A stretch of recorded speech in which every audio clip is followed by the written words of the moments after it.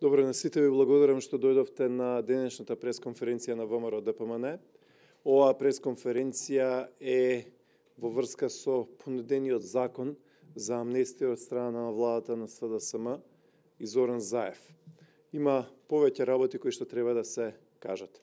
Прво, почитувани присутни, владата на Зоран Заев апсолутно не излезе со никаква анализа што ќе значи амнестијата која што тие ја предлагаат и дали тоа и како ќе се одрази на безбедноста во населбите, улиците, градовите и општините во Република Македонија.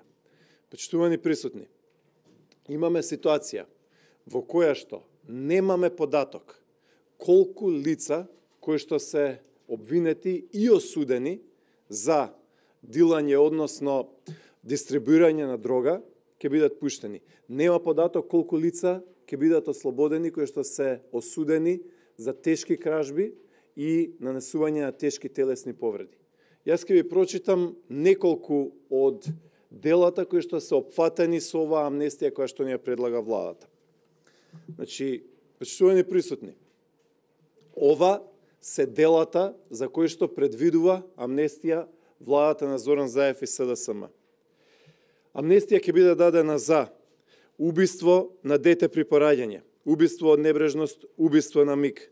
Понатаму, тешка телесна повреда, учество од тепачка.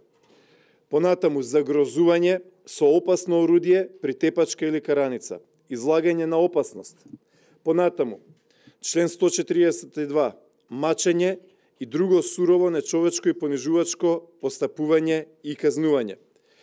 Понатаму, загрозување на сигурност, нарушување на неповредливост на домот, присилба, според членот 139. Понатаму, ќе се даде исто така и амнестија за кривични дела против половата слобода и морал.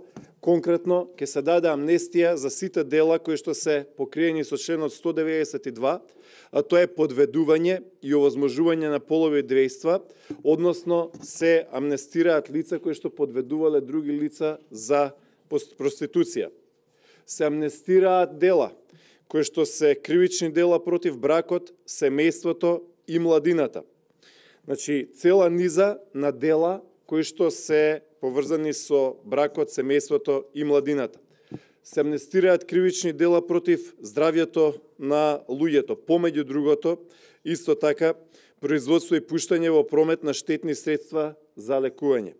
Според член 213, производство и пуштање на промет на штетни прехранбени и други продукти. Понатаму, член 215, неовластено производство и пуштање во промет на наркотични дроги, психотропни супстанции и прекурсори. И така натаму, и така натаму. Има голем број на дела, ќе ви биде доделен и материјалот, но ако оваа пресконференција треба да ја сумирам во 30 на секунди, тоа е следново.